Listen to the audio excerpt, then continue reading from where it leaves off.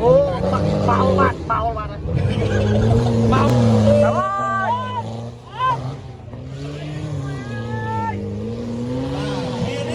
lấy hai nhiều kỳ rồi và tôi không hái một kỳ hái trời ạ mà để đây là kỳ